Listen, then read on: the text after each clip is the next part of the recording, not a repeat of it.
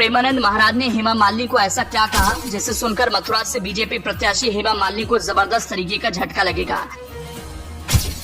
संत प्रेमानंद जी महाराज के दरबार में बीजेपी प्रत्याशी हेमा मालिनी ने जब सेलिब्रिटी वाला स्टेटस दिखाने का किया प्रयास, राधा जी के भक्त ने झटके में ही अपनी क्लास में हेमा मालिनी को दे दी सीट।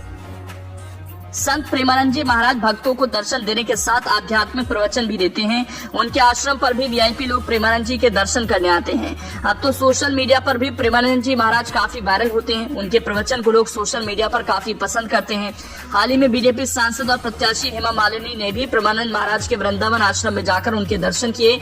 इस दौरान कुछ ऐसा हुआ, राधा जी के भक्तों में से एक प्रेमानंद महाराज के सामने हेमा मालिनी ने लोगों से मिलने को लेकर अपनी भूमिका को इस तरीके से पेश किया, जिसे जब प्रेमानंद महाराज ने सुना तो बिना रुके हेमा मालिनी से ऐसी बात कही कि वो असहज हो गयी।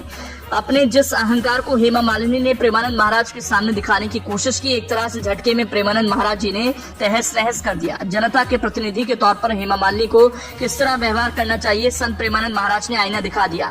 6 सेकंड के एक वीडियो वायरल हो रहा है जिसमें प्रेमानंद महाराज और बीजेपी प्रत्याशी हेमा मालिनी के बीच संवाद हो रहा है। घर में सब आते हैं, हमारे समय नहीं मिलता तो मैं नहीं जा पाती हूँ। हाँ, पर समय आपको देना पड़ेगा क्योंकि उन्हीं से विजय मिलती है। घर में सब आते हैं, हमारे समय नहीं मिलता तो मैं नहीं जा पाती हूँ। हाँ, पर समय आपको देना पड़ेगा क्योंकि उन्हीं से विजय मिलती है। सुना आपने, हेमा मालिनी कह रही हैं घर में कई लोग आते हैं लेकिन बाहर समय नहीं मिलता तो मैं नहीं जा पाती हूँ। इस पर प्रेमानंद महाराज ने कहा कि हाँ, पर समय आपको उनको देना पड़ेगा, उन्हीं से आपको विजय मिलती है। यहाँ पर देखने वाली बात है कि हेमा मालिनी सौम्यता के साथ सेलिब्रिटी वाले अंदाज में आ रही थी, लेकिन प्रेमानंद महाराज ने उन्हें एक झटके में लेवल पर ला दिया।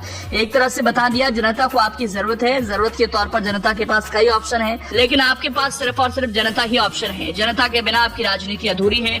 जनता का अगर आपको आशीर्वाद नहीं मिलेगा तो आप कुछ भी नहीं है। इसीलिए जनता को आपको ईश्वर के रूप में ट्रीट देना ही पड़ेगा।